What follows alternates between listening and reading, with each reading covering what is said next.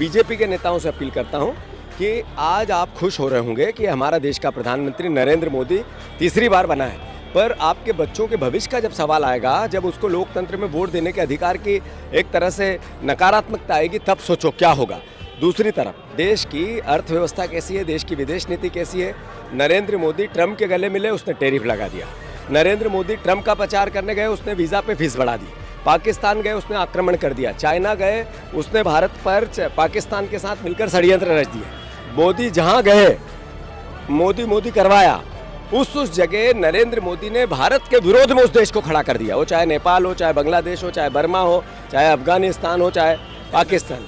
मैं इतना ही कहना चाहता हूँ भारतवासियों, बिहार वासियों, बिहार बचाओ, बिहार का रोजगार बचाओ, बिहार का लोकतंत्र बचाओ, बिहार के बच्चों का भविष्य बचाओ। जीतू पटवारी जी है मध्य प्रदेश कांग्रेस कमेटी के अध्यक्ष है। सर, पटना में आज ये जिस तरह की बैठक हुई, उससे क्या कुछ निकल रहा है?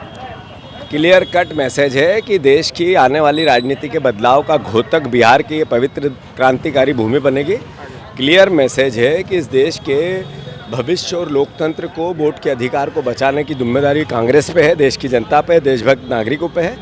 भारतीय जनता पार्टी का बहुत बड़ा वर्ग नरेंद्र मोदी के वोट चोरी के इस पूरे षड्यंत्र को समझ चुका है, उसने भी उसका साथ छोड़ा है।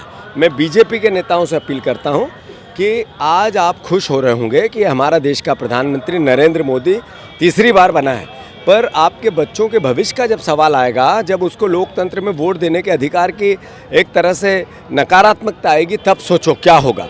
दूसरी तरफ देश की अर्थव्यवस्था कैसी है, देश की विदेश नीति कैसी है। नरेंद्र मोदी ट्रंप के गले मिले, उसने टैरिफ लगा दिया।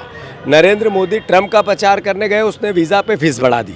पाकिस्तान गए, उसने आक्रमण कर दिया। चाइना गए, उसने भारत पर पाकिस्तान के साथ मिलकर षड्यंत्र रच दिए। मोदी जहां गए मोदी करवाया। उस जगह नरेंद्र मोदी ने भारत के विरोध में उस देश को खड़ा कर दिया, वो चाहे नेपाल हो, चाहे बांग्लादेश हो, चाहे बर्मा हो, चाहे अफगानिस्तान हो, चाहे पाकिस्तान। मैं इतना ही कहना चाहता हूँ भारतवासियों, बिहार वासियों, बिहार बचाओ, बिहार का रोजगार बचाओ, बिहार का लोकतंत्र बचाओ, बिहार के बच्चों का भविष्य बचाओ।